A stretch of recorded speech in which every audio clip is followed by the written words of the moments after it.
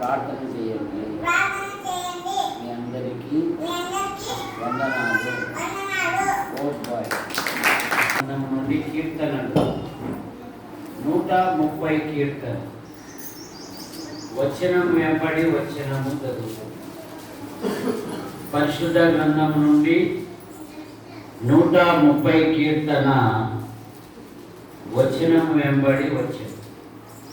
యెహోవా అగాధ స్థలములలో నుండి నేను నీకు మొరపెట్టుచున్నాను.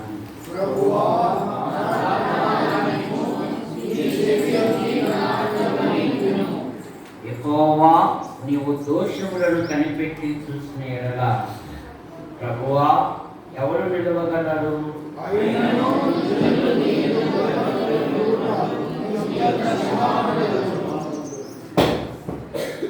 యెహోవా కొరకు నేను కనిపెట్టుకొనుచున్నాను, నా ప్రాణము ఆయన కొరకు కనిపెట్టుకొనుచున్నది. ఆయన మాటల మీద నేను ఆశ పెట్టుకొని ఉన్నాను.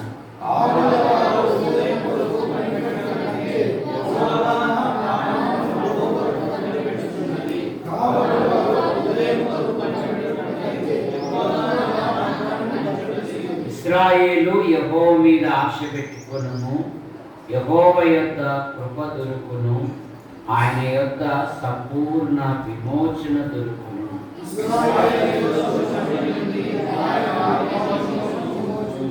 మీ అందరికీ ప్రభువైన యేసుక్రీస్తు నామములో మరొకసారి హృదయపూర్వకమైన వందనాలు. ఈ అధ్యాయములో దేవుని యొద్ద యేసు ప్రభునంత మేము యేసు ప్రభుని నమ్ముకున్నాం కదా, మరి యేసు ప్రభు వలన మాకేమి దొరుకుతుంది అని అంటే ఇక్కడ మనకు 3 విషయాలు మనకు కనపడతాయి. మొట్టమొదటి 4వ వచనం, ఆయనను జనులు నీ యందు భయభక్తులు నిలుపునట్లు నీ యొద్ద యేసుక్రీస్తు యొద్ద ఏం దొరుకుతుందంట? క్షమాపణ దొరుకుతుంది. లోక సంబంధమైన వ్యక్తుల దగ్గరికి వెళితే వాళ్ళు ఏవేవో భూ సంబంధమైన వాటిని చూపిస్తారు. కానీ బైబిల్ ఏం చెప్తుందంటే జనులు నీ యందు భయభక్తులు నిలుపునట్లు నీ యొద్ద క్షమాపణ దొరుకును. ఆయన క్షమించే దేవుడు, క్షమించుటకు సిద్ధమైన మనస్సు గలవాడు. లూకా సువార్త 7వ అధ్యాయంలో సీమోను పేతురు రక్షకుని ఇంటికి ఆహ్వానించాడు, గొప్ప విందు చేశాడు. ఆడవ కాలం ఉంది, అది మంచి పేరు పెట్టారు. ఆ పేరు వెళ్ళిపోయింది, కానీ ఆమె చేష్టల వలన లోకం ఆమెకు ఒక పేరు పెట్టారు. ఆమె వచ్చి అత్తరు బుద్ధి పగలగొట్టి తన వెంట్రుకలతో ఆయన పాదములను పూసి కన్నీరు కారుస్తూ ఉంటే సీమోను మనసులో నిలుచుకుంటున్నాడు. ఏమంటున్నాడు? ఈమె ఎవరిదో, ఎటువంటిదో ఈయన ఎరిగి ఉంటే ఈమె పాపాత్మురాలు అని తనలో తాను అనుకుంటుంది. హృదయాశలిన దేవుడు సీమోను నీ ఇంటికి వచ్చాడు, నువ్వు కాళ్ళకు నీళ్లు కూడా ఇవ్వలే. ఈమెయితే నన్ను అనేక విధాలుగా ప్రేమించింది అని ఒక మాట ఉంది. ఆమె విస్తార పాపములు క్షమించబడి ఉన్నది. ఇప్పుడు యేసు ప్రభు ఆమెకు ఒక శ్రేష్టమైన పేరు పెడతా ఉన్నారు. ఏం పేరు? అక్కడ ఏమంటున్నాడు? ఆమెతో ఏమంటున్నాడు? అమ్మా, సమాధానం కలిగిన దానిపై సమాధానమ్మ అని పేరు పెట్టారు. ఆమెకి ఏ పేరు పెట్టాడు? అల్లమ్మ. లోకంలో అందరూ నిన్ను రకరకాలుగా అనుకుంటున్నారు, కానీ రక్షకుడైతే ఆమెను క్షమించడమే కాక నువ్వు సమాధానం కలిగిన దానివే. కనుక మన దేవుడు ఆయన క్షమించే దేవుడు. సాధు సుందర్ సింగ్ మన భారతదేశంలోను టిబెట్ ప్రాంతంలోను గొప్ప సేవ చేసిన దైవజనుడు. ఆయన రక్తము కారుచున్న ప్రవక్త అని పేరు పెట్టారు. అజానుభావుడు, అత్యంత సుందరుడు, యేసుక్రీస్తుని అంగీకరించాడు. ఆయన ఎక్కడికి వెళ్ళినా ప్రభుని గురించి ప్రకటించేవాడు. అదినాలలో వాహనాలు లేవు కనుక నడకతో వెళ్ళేవాడు. దారి దోపిడి దొంగలు, బందిపోటు దొంగలు అడవులలో దాక్కుండేవారు. అలా ఒక దొంగ యాత్రికులను దోచుకొని వారిని చంపి వారి యొక్క శవాలను ఒక గుహలో గుట్టలుగా పడేశాడు. అదే దారిలో సాధు సుందర్ సింగ్ గారు వెళ్తారు. ఈయన ఆశానుభావుడుగా ఉన్నాడు, అత్యంత సుందరుడుగా ఉన్నాడు. ఈయన వలన నాకు ఈరోజు నా పంట పండింది, బాగా ధనం ఉంటుంది లేని. అబ్బాయి ఆగా అన్నాడు. ఆయన ఆగాడు. ఏంది నీ చేతిలో అన్నాడు. కొత్త నిబంధన. ఏంది? పాపుల స్నేహితుడైన యేసుక్రీస్తు. ఆయన జీవిత చరిత్ర ప్రభుని గురించి ప్రకటిస్తూ ఉంటే ఆ దుర్మార్గుడు, ఆ బందిపోటు దొంగ కన్నీరు కారుస్తూ, ఎటువంటి దొంగనైనా నీ ప్రభు క్షమించగలరా? ఆయన క్షమించినకు సిద్ధమైన మనస్సు గలవాడు అన్నప్పుడు సాధు సుందర్ సింగ్ గారు చేతి పట్టుకొని ఆ గుహకు తీసుకెళ్ళి, ఈ కొరియలు ఎముకలు ఉన్నాయే వీళ్ళందరినీ నేను హతమార్చాను, మరి అలాంటి దొంగను నీ దేవుడు క్షమించగలడా? క్షమించగలడు. 89వ కీర్తనలో మనకు ఒక మాట దొరుకుతుంది. నీవు క్షమించుటకు సిద్ధమైన మనస్సు గలవాడవు అనే మాట మనకు దొరుకుతుంది. కనుక ఆ మాటను బట్టి అతడు ప్రభువైన యేసుక్రీస్తునందు విశ్వాసం ఉంచాడు. కనుక మన యొక్క ఆధ్యాత్మిక జీవితంలో జనులు నీ యందు భయభక్తులు నిలుపునట్లు నీ యొక్క క్షమాపణ దొరుకును. మానవుడు పాపములో పుట్టి, పాపములో పెరిగి, పాపములో జీవిస్తూ, పాప పరిహారం కొరకై అనేకమైన ప్రయత్నములు చేయుచున్నారు. మానవ ప్రయత్నములు దేవుని దృష్టిలో మురికి పేలికలు కనుక, అయ్యో నేనెంత దౌర్భాగ్యులను, ఇట్టి మరణమునకు లోనగు శరీరము నుండి నన్ను ఎవడు విడిపించను. రోమా చట్ట ప్రకారము ఒకడు ఇంకొక వ్యక్తిని చంపితే ఆ చంపబడిన వాని యొక్క శరీరాన్ని ఆ చంపిన వ్యక్తికి వెనకల చేయితో చేయి, కాలుతో కట్టేసి ఆ శవాన్ని మనకి పంపించారు. సజీవుడిని చంపిన వాడు ఎక్కడున్నా దుర్వాసనతోనే ఉండాలి. వాడు పడుకోవాలన్నా, తినాలన్నా, చచ్చిన శవముతోనే. అది జ్ఞాపకం చేసి పౌలు గారు అంటున్నారు, అయ్యో నేనెంత దౌర్భాగ్యులను, ఇట్టి మరణమునకు లోనగు శరీరము నుండి నన్ను ఎవడు విడిపించు. మానవుల పాపముల నుండి, మానవుల దోషముల నుండి, మానవుల అపరాధముల నుండి భూమి మీద ఎవరు విడిపించలేదు. దేవుడే లోకమును ప్రేమించి యేసుక్రీస్తు నామములో భూలోకానికి వచ్చి మన పాపముల కొరకు, మన దోషముల కొరకు, మన అపరాధముల నిమిత్తమై ఆయన శిలువలో బలియాగమయ్యాడు.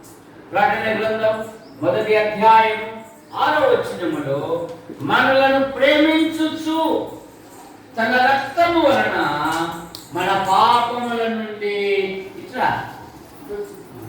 మన పాపముల నుండి మహిమయు స్తోత్రము కలుగును గాక. చదవండి. ప్రకటన గ్రంథం 1వ అధ్యాయం.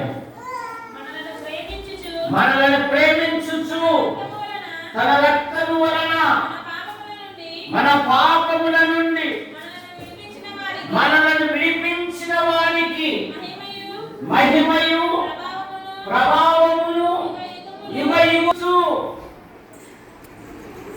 మన పాపముల నుండి మనలను విడిపించిన వారు కనుక ఈ నూతన సంవత్సరములో ఇంకా ఎవరైనా ప్రభువును అంగీకరించకపోతే, ప్రభు అయిన యేసుక్రీస్తునందు విశ్వాసం ఉంచాలని మీకు మనవి చేస్తూ ఉన్నా.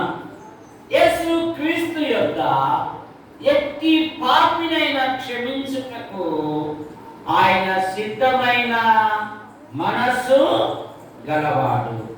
రెండవ మాట, ఆయన యొక్క 130 కీర్తనలోనే 7వ వచనం, ఇశ్రాయేలు యెహోవా మీద ఆశ పెట్టుకొనుము. ఏమంట? యెహోవా యొద్ద కృప దొరుకును. ఏం దొరుకుతున్నట్టు యేసుక్రీస్తు దగ్గర? కృప. కృప అనే పదానికి నిర్వచనం తెలుసా? ఏది కృప అంటే?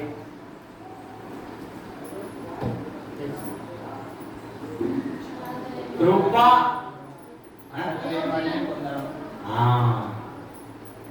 కృప అనే పదానికి దేనికి మనం అనర్హులమో దానికి అర్హులుగా చేయుటే కృప అని అర్థం.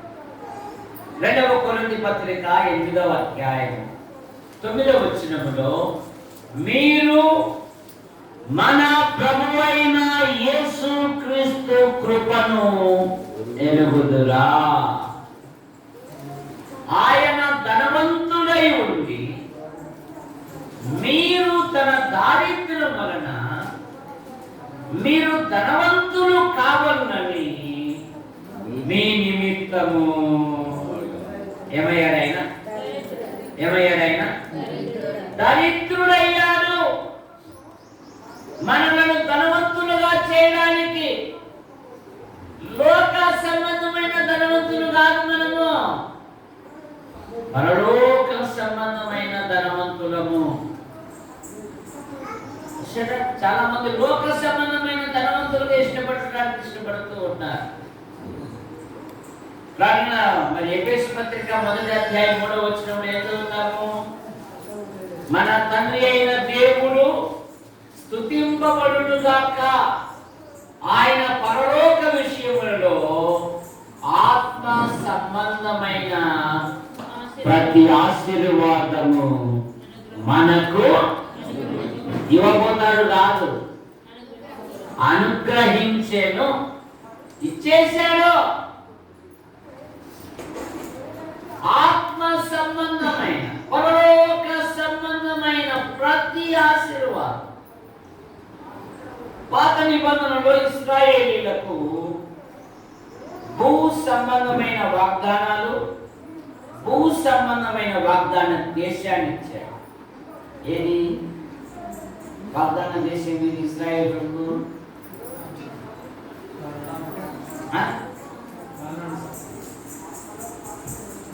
ఏది? ఇశ్రాయేలు దేశం, కానాను దేశం. ఇశ్రాయేలు దేశానికి చుట్టూ 18 దేశాలు, శత్రు దేశాలు ఉన్నాయి. ఇప్పటికీ యుద్ధం జరుగుతూనే ఉంది. ఏ శత్రువు ఎప్పుడు బాణం వేస్తాడో, ఏ శత్రువు ఎప్పుడు అణుబాంబు వేస్తాడో తెలియదు. కానీ మనకైతే పరలోకం ఇచ్చాడు. ఏమిచ్చాడు? భూ సంబంధమైనది కాదు. మన మనసంతా భూ సంబంధమైన వాటి మీద మనసు పెడతా ఉన్నాం. ఆత్మ సంబంధమైన వాటి మీద మనసు పెట్టడం లేదు. నీ ఆధ్యాత్మిక జీవితంలో ఏమంటున్నాడు? ఇశ్రాయేలు యెహోవా మీద ఆశ పెట్టుకొను, ఆయన యొక్క కృప దొరుకును. అందుకనే ఈ నూతన సంవత్సరంలో మనం ఉన్నాం. ఎందుకు? మన ఆధ్యాత్మిక జీవితంలో పరిశుద్ధాత్మ దేవుడు మన కొరకు విజ్ఞాపన చేశాడు. విలాప వాక్యాలు 2వ అధ్యాయం 3వ అధ్యాయం, విలాప వాక్యాలు 3వ అధ్యాయం 21, 22 వచనాలు. నేను దీన్ని జ్ఞాపకము చేసుకొనగా నాకు ఆశ పుట్టుచున్నది. యెహోవా కృపగలవాడు, యెహోవా కృపగలవాడు, ఆయన వాత్సల్యత ఎడతెగక నిలుచుచున్నది కనుక మనము నిర్మూలము కాకున్నవారము. ఆయన వాత్సల్యత, ఆయన కృప గనుకనే 25వ సంవత్సరంలో ఉన్నా. 2 వారాల కిందట పత్తికొండ తుక్కలి మండలం నుండి ఒక యువజంట, యాడికిలో పట్టు సీరలు ప్రసిద్ధి కదా అని భార్య భర్తలు వచ్చారు. పట్టు సీరలు కొనుక్కొని వెళ్తా ఉన్నారు. వారి ఇంటికి చేరకముందే బొలోరాకు పని అయిపోయింది. బొలోర వాహనం వచ్చి కోస్తే ఇలా లోకములో మనకంటే గొప్పవా, ఉన్నతమైనవా, ఎన్నికలేనివా ఎందరో ఈ లోకాన్ని విడిచిపోతున్నారు. ఎన్నికలేని మనలను తన రెక్కల కింద ఉంచుకొని ఆహారము, ఆరోగ్యము, సంచరించు ప్రతి ప్రదేశాలలో, ప్రతి ప్రయాణంలో, ప్రతి అడుగులో, ప్రతి దినము కాపాడుతున్న ప్రభును మనం స్తుతించాలి, మనం గణపరచాలి.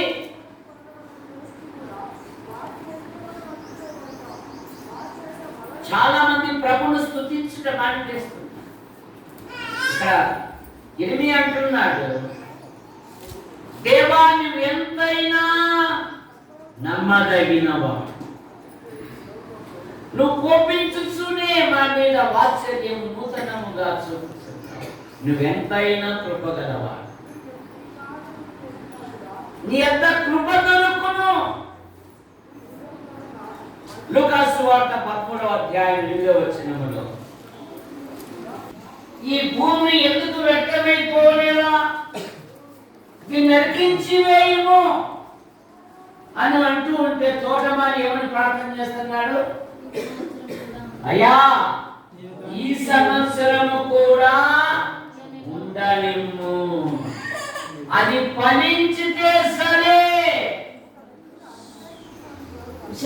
ఫలింపలేకపోతే పరిశుద్ధాత్మ దేవుడు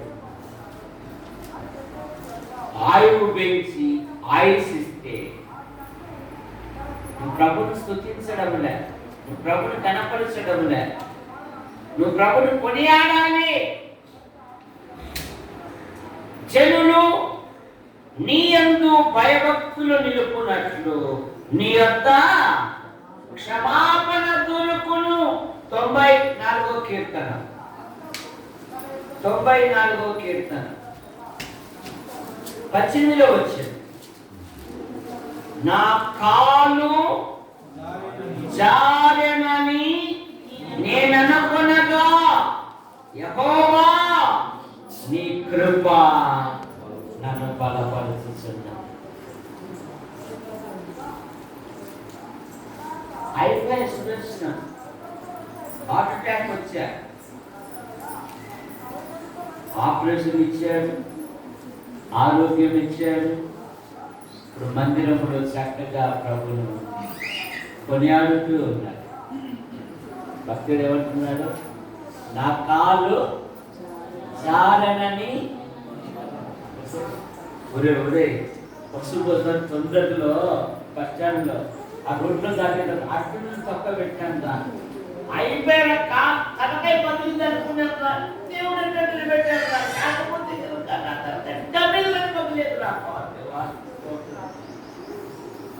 ఇక్కడ భక్తులు కూడా నా కాలు జారనని నేను నీ కృప నన్ను పౌలుకు ఏ బలహీనత ఉంది? ఏ బలహీనత? కళ్ళ జబ్బు ఉంది. అడిగాడు, ఎన్నిసార్లు ప్రార్థన చేశాడు? ముమ్మారు ప్రార్థన చేశాడు. బాగు చేశాడా? బాగు ఏమన్నాడు? నీ బలహీనతల యందు నా కృప నీకు సత్రసాల విషయంలో నా కృప నీకు. వృద్ధులు మనకు విలువైన వారు. వృద్ధులకు సేవ చేయుట మనకు భాగ్యము, భారము కాదు. అందరికీ రాదు ఆ భాగ్యం, వృద్ధులకు సేవ చేసే భాగ్యం. కనుక చేసిన అబ్బను బాగా చూసుకోవాల. నీ జీవితంలో దేవుడు గొప్ప కార్యాలు జరిగిస్తాడు. ఉద్యోగ దూరంలో ఉన్న చరావాణి ఉంది కదా, ఏంటి చరావాణి? అబ్బా ట్యాబ్లెట్లు వేసుకున్నావా? చేసి ట్యాబ్లెట్లు వేసుకున్నావా? నువ్వు బాగున్నావా? భయపడాకు, నేను క్షేమంగా ఉన్నా, నీ కొరకు ప్రార్థన చేస్తున్నా అలా. అబ్బా ఉదయాన్నే టిఫిన్ ఏం తెమ్మంటావు? ముసలోడు యాదవ్ తినకూడదా పెద్ద అనంటే మనకే నష్టం. వృద్ధులను వాళ్ళు చేసే సేవ అమూల్యమైనది, అందరికీ రాదు ఆ భాగ్యం. కొందరు తల్లిదండ్రులు వాళ్ళ పిల్లలు ఉన్నతమైన వ్యక్తులుగా చేసి ఎవరికి చెప్పుకోలేక అనాథాశ్రమంలో పడి ఉంది. ఆస్తిపాస్తులు ఉన్నాయి, లేక కాదు, ఆదరించేవారు లేక, పలకరించేవారు లేక, హెచ్చరించేవారు లేక ఇప్పుడు మాటలే లేవు. ప్రతి కుటుంబంలో ఏం లేవు? సెల్ ఫోన్ వచ్చినాక మాటలే లేవు. భర్త వచ్చి డ్యూటీ నుండి వచ్చినా కూడా ఆడు పాపం అనుకొని ఇంత ఆడబెట్టుకుని ఒకప్పుడు వస్తున్నారంటే ఏమన్నా కాలు కలుపుకొని ఇదిగో తింటావా, అన్నం పెట్టమంటావా? అవి లేనే లేవు. ఏమైనా పెట్టుకొని తినలేవా? నీ చేతులు ఏమైనా పడిపోయినాయా? ఉత్సాహం అంటే మొదలు పెడుతున్నావు కదా. నువ్వు రానప్పుడు బాగుండే సామి, నువ్వు వచ్చేసినావు, ఇంకా మొదలైంది. భర్తతో సమయం గడపడానికి కూడా, బాధతో సమయం గడిపే కూడా ఇప్పుడు ఇష్టపడడం లే. ఫోన్లో పడేసింది, అందరినీ మౌనంగా పడేసింది.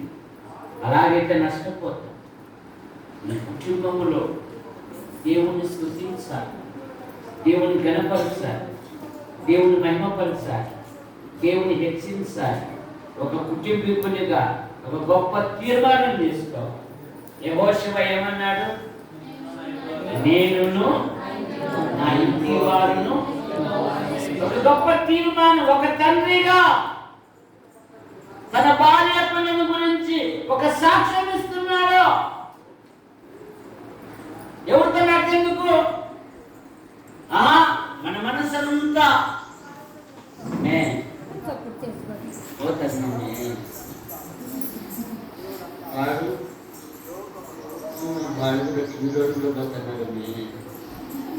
అవసరమా మనకు ఇవన్నీ? మన మనసంతా ఎదుటోళ్ళ మీద, మన మీద మనకు లేదు. మనం నష్టమైపోతున్నామని ఆలోచన ఉండడం లేదు. జాగ్రత్త. మన కుటుంబాలను రక్షించుకో. యెషయా ప్రవక్త ఏమన్నాడంటే, నేనును యెహోవా నాకు ఇచ్చిన పిల్లలు. ఇశ్రాయేలు దేవునికి ఇశ్రాయేలుల మధ్య మేము సూచనలుగాను మహత్కార్యములుగా ఇశ్రాయేలుల మధ్య మేము ఉన్నాం. దేవునికి సాక్షులుగా. ఎవరికి?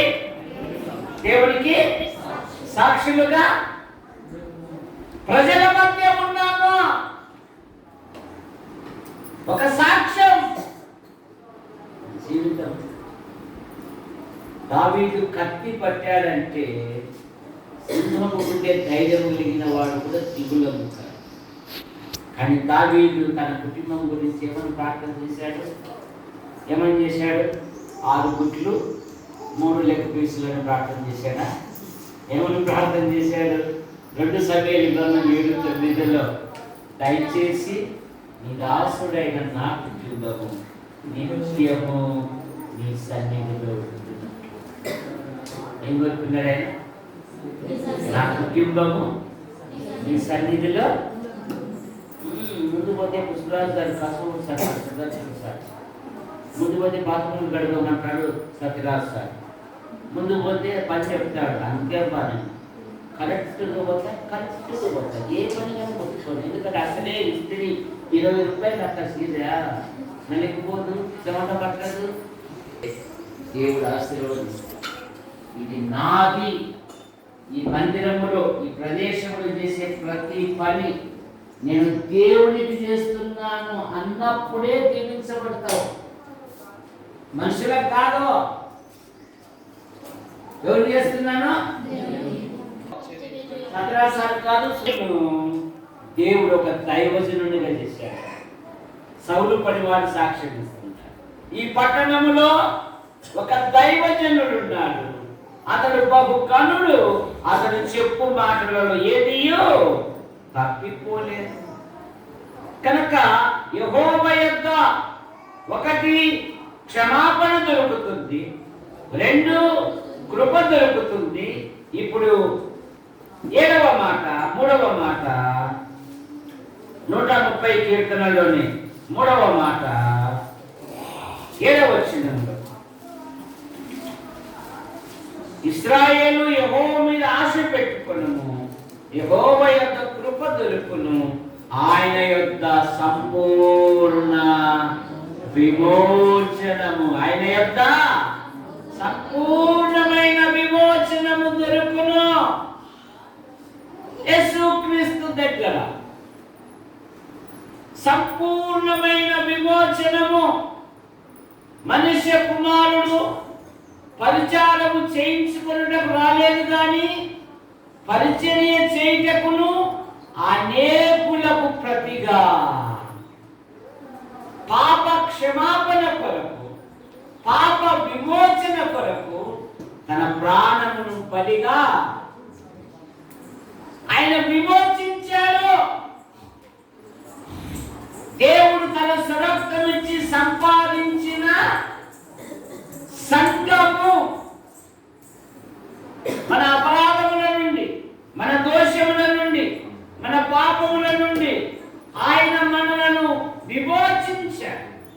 అందుకే ఆరాధనలో ఏమని ప్రార్థన చేస్తాం, ఏమని స్తుతిస్తాము? ఎవరును ఏ విధము చేతనైనను ఏ సహోదరుని విమోచించలేరు. 49వ కీర్తన 15వ వచనం, 15వ వచనం. 49వ కీర్తన 15వ వచనం. దేవుడు నన్ను చేర్చుకొనును. పాతాళ గృహంలో నుండి ఆయన నా ప్రాణమును విమోచించును. ఒకడు ధన సంపన్నుడైనప్పుడు వాని ఇంటి కనుక విస్తరించినప్పుడు భయపడము. వాడు చనిపోయినప్పుడు ఏమీ కొనుకోడు, వాని వెంట దిగదు. విమోచింపలేడు.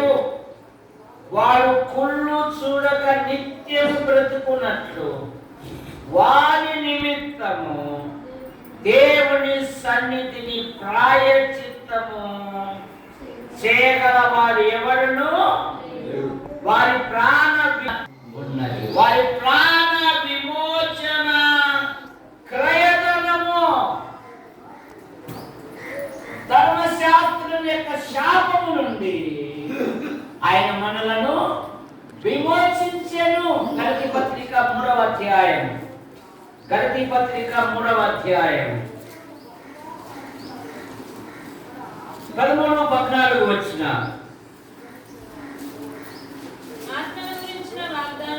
ఆత్మను గురించిన వాగ్దానము విశ్వాసము వలన అది లభించినట్లు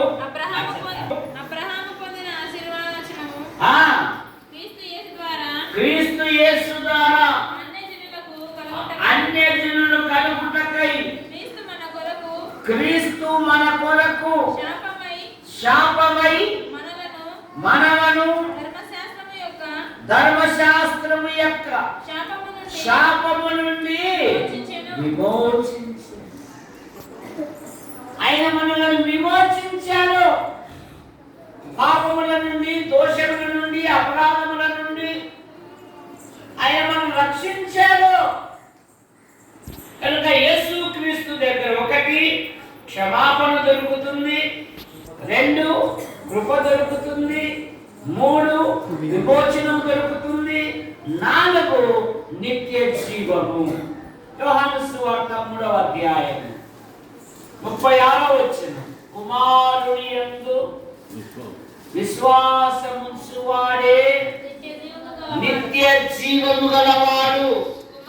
కుమారుని విధేయత చూపని వాడు జీవము చూడడు గాని దేవుని ఉగ్రత వాని మీద నిలిచి ఉండును. కుమారుని యందు విశ్వాసముంచువాడే నిత్య జీవము గలవాడు. యోహాను సువార్త 5:24లో నుండి తీర్పులోనికి రాక జీవములోనికి నాటి ఉన్నాడు. 6వ అధ్యాయం 47వ వచనంలో యోహాను సువార్త 6:47, 6వ అధ్యాయం 47వ వచనం. నిత్య జీవము గలవాడు. యేసు ప్రభువారు అన్నారు కదా 28వ వచనంలో, నేను గొర్రెల కొరకు ప్రాణము పెడుతూ ఉన్నాను. 10:28 చదువు. జీవమిచ్చుచున్నాను కనుక అవి ఎన్నటికీ నశింపకుండునట్లు అపహరింప శాశ్వతమైన జీవం. అందుకే క్రైస్తవుడు నిరీక్షణ కలిగిన వాడు. ఏం నిరీక్షణ కలిగిన వాడు?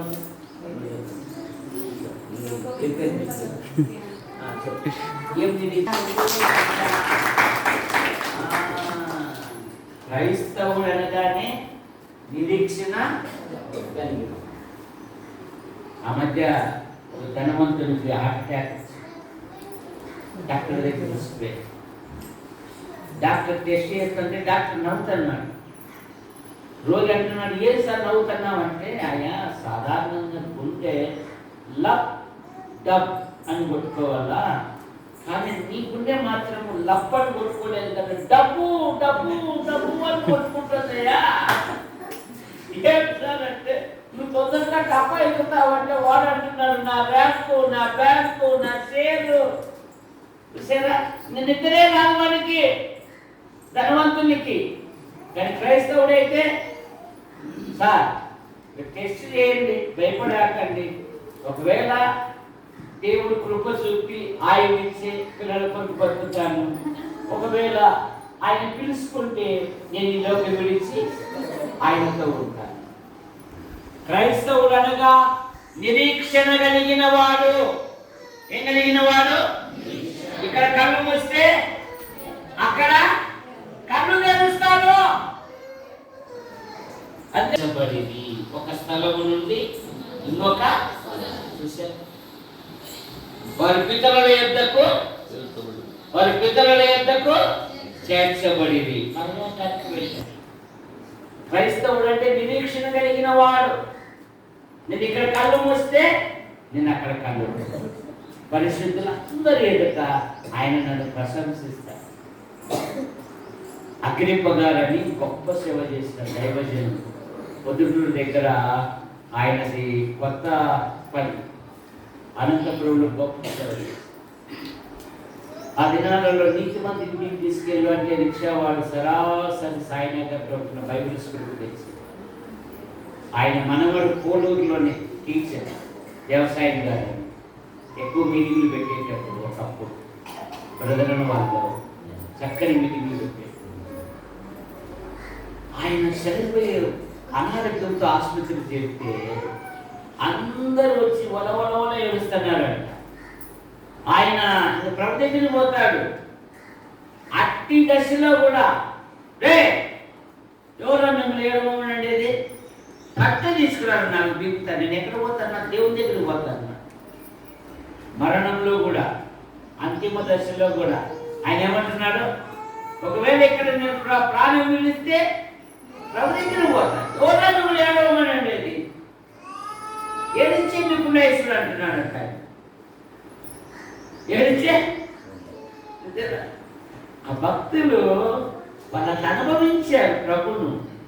ప్రభును అనుభవించిన వాడు, ప్రభును రుచించిన వాడు బ్రతుకుట క్రీస్తే. చెప్పు సుదర్శనం, అది బ్రతుకుట క్రీస్తే. ప్రభు కొరకే దేహంతో ఉన్న దేహం విడిచిన ఆయన దృష్టిలుగా ఉండాలి. మనం దేహంతో ఉన్నను దేహము విడిచినను. తర్వాత ఆయన యొద్ద ఆహారం చేస్తుంది. 111 మాటలే. తన యందు భయభక్తులు గల వారికి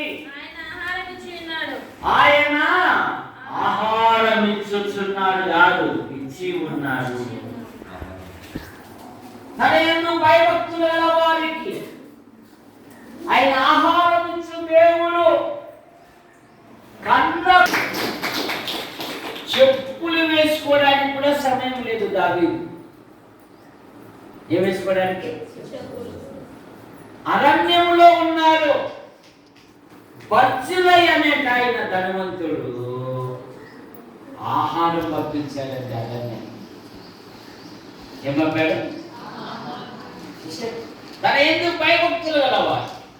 అందుకే 34 కీర్తనలు, చిన్న పిల్లలు ఏమి గలవై ఆకలి కొనును యెహోవాను ఆశ్రయించు వారికి ఏ చేయదు. కనుక నీ ఇంటి అక్కర్లు ఏర్పడినప్పుడు మీ ఆయన పుట్టింటి ఇవ్వు అంటే ఫోన్ అంటే ప్రార్థన చేస్తానంటే అలా ఏం చేస్తాను?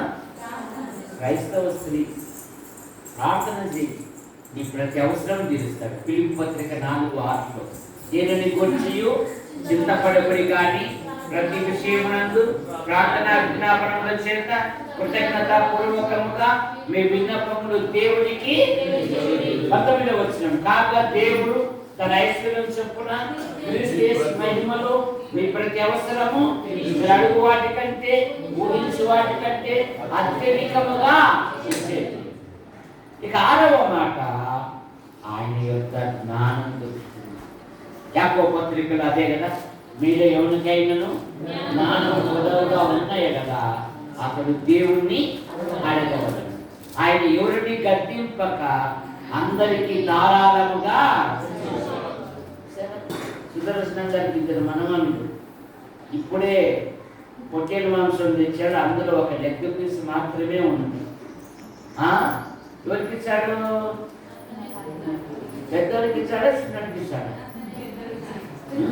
వాడికి ఏడు, నీకెందుకు రాను బాగున్నారు, వాడికి ఇన్ని రాని అమ్మ ఈ అట్లే ఎత్తుడు. యశు ప్రభు అలాగా ఆయన ఎవరిని గద్దింప. సొలొమోను ఏమడిగాడు? ఏమిచ్చాడు? జ్ఞానము, ఐశ్వర్యం. ఇక 6వ మాట, మన ప్రార్థనకు జవాబు దొరుకుతుంది. 20 గ్రంథం 33:3లో నాకు మొరపెట్టుము, నేను నీకు ఉత్తరం ఇచ్చేదను, నీవు గ్రహింపలేని గొప్ప సంగతులను, గూఢమైన సంగతులను నేను నీకు.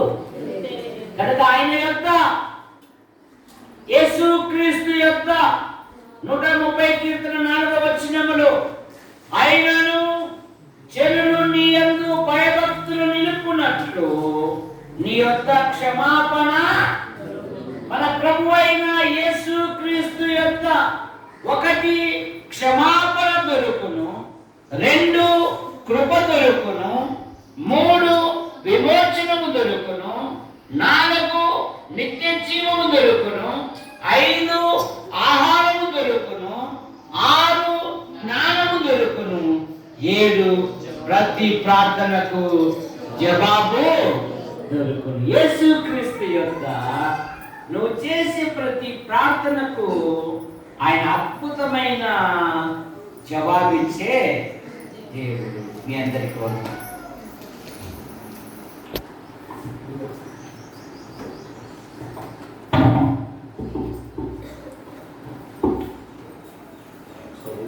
మీ అందరికీ వందనాలు.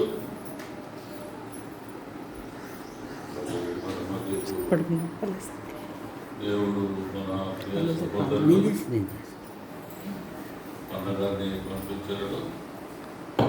మరి ఉదయకాలం సుదర్శనమయ్య గారికి ఫోన్ చేశాడు. అయ్యా ఎవరు లేరు, పిల్లలు ఎవరస్తులంతా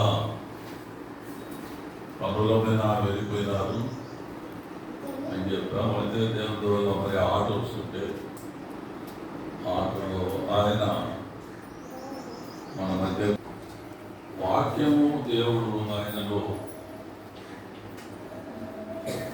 భద్రపరిచి పెట్టినాడు. సంఘక్షేమం కొరకు దాసుని వాడుకుంటున్నాడు.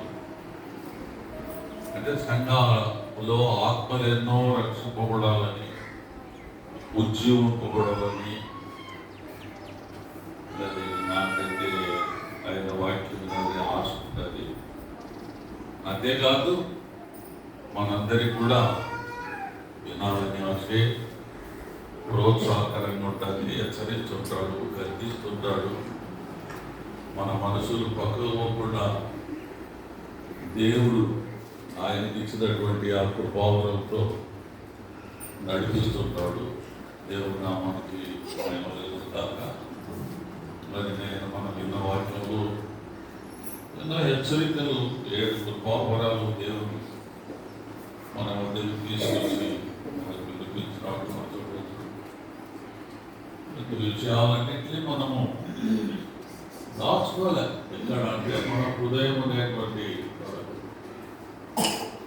వాటిని జ్ఞాపకం చేసుకుంటూ మన జీవితంలో మనం సరి చేసుకొని మేల్కోగలి ఉంటే మనం ఎప్పుడు ఈ లోకం విడిస్తే ఎక్కడి వారము అని చెప్పినాడు మనకు సహోదరుడు. మరి ఆత్మీయ జీవితంలోకి వచ్చిన మనము మన విశ్వాసం ఎంత, నేను ఇక్కడి వాడని కాదు, నేను అక్కడి వాడనే, నేను గురి యుద్ధకే పరిగెత్తుచున్నాను, నా గురి ప్రభు అయిన యేసుక్రీస్తు. మన పౌలు గారు నేర్పిన సత్యం అది. కాబట్టి పరిగెత్తుచున్నాను, ఆయన సువార్త సేవకు పరిగెత్తుచున్నారు అంటున్నాడు. అంటే దేవుని పని చేయడానికి ఆయనకి ఎంతో ఆతురత, ఆశ, ఆసక్తి, పట్టుదల. అట్లాగా దేవుడు కొందరిని ఆయన పనిలో విరివిగా వాడబడడానికి, చక్కగా పని చేయడానికి, అనేక ఆత్మలు పట్టుకోవడానికి, మరి వాటి ద్వారా వాళ్ళు ఆత్మీయంగా బలపడి మరి పరలోక రాజ్య భాగ్యాన్ని సిద్ధపరిచిన దేవుడు సిద్ధపరిచిన పరలోక భాగ్యాన్ని పొందాలని, దాని కొరకు మనము పురికొల్పడానికి దేవుడు తన దాసులను ఆయన ఏర్పరచుకుంది. అందుకొరకు సంఘాలలో మరి తన దాసుల ద్వారా తన కార్యాలను బయలుపరుస్తూ మనకు వినిపిస్తూ మనం బలపరచడానికి దేవుడు నడిపించిన మన సహోదరుడి స్తోత్రాలు. మన యవనస్తుడైన ఆనంద్ కూడా ఆయన నంద్యాలకు వచ్చినాడు. అయ్యా, మంచి దేవుడి సేవకుడు వచ్చినాడయ్యా, మీరు సిద్ధపడి రండి ప్రార్థనకు. మన ఆశ అలాగా మన దేవుడు నడిపించినాడు, వచ్చినాడు, వినాడు. ఏమి చెప్పినాడు? చెప్పినది దేవుని ద్వారా నడిపించినది, దేవుని ద్వారా మాట్లాడింది అని అనిపించుకోవాలి. మనకు మరి యవ్వనమైన కొడుకు రెండో ఆయన కూడా ఎదురైన మన దగ్గరికి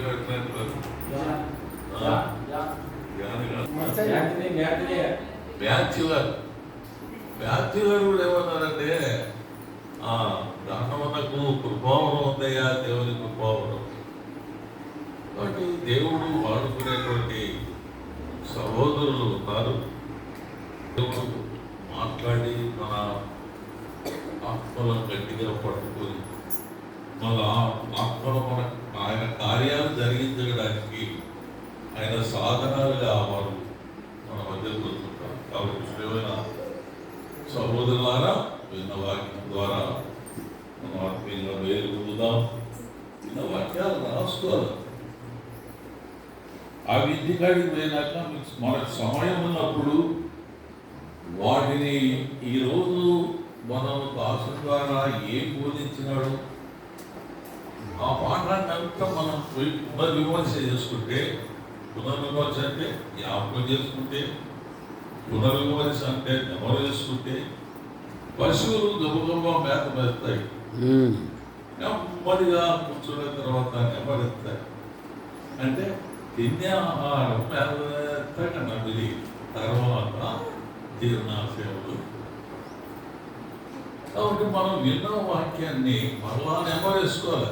ఏం విన్నాను, ఎట్లా నడిచేది ఆ నడక, ఆ నడకలో ఏమి నేర్పాలని దేవుడు, నాకు ఏమి నేర్పాలని ఆయన ఉద్దేశం, మరి దీంట్లో నేను ఏమి నేర్చుకున్నా, మరి నా జీవితాన్ని నేను ఎట్లా మార్చుకోవాలా, నేను ఎట్లా నడుచుకొని జీవిస్తే నేను ఇక్కడికి పోతాను. ఇలాగా మనము నెమరేసుకోవడం అంటే అది. అట్లా మనం అలవర్చుకుంటే తర్వాత ఆ పాఠం అంతా మనకు నిలబడిపోతుంది మనసు. మనము అలాగా నడుచుకోవాలనుకున్నప్పుడు దాని ప్రకారం నడుచుకుంటాం. లేదా చెప్పాలా ఎక్కడన్నా దేవుడు ఉపయోగించుకున్నప్పుడు కాపుకొట్టినట్టు కూడా చెప్పుకుంటుంటే ఎదుగుతాం, దేవుని పనిలో ఎదుగుతాం. కాబట్టి అలాగ మనం తగ్గింది కావాలని, అలాగే ఎదగాలని, ప్రభునామంలో బలపడాలని మీ అందరికీ మనం చేస్తున్నాము. మరి మన మధ్య మన గారికి కూడా దేవుని పనిలో దేవుడు ఆయన వాడుకోవడానికి బలపడాలని, మరి అనేక సంఘాల్లో దేవుడు వాడకూడాలనే మరి ఆయనకు వారి కుటుంబాన్ని దేవుని ఆశీర్వాదం మెండుగా దయచేయాలని అందరి కోరుతున్నాం. ప్రార్థించే సంఘంగా ఉండాలని కూడా అది సహోదరునికి వందనాలు.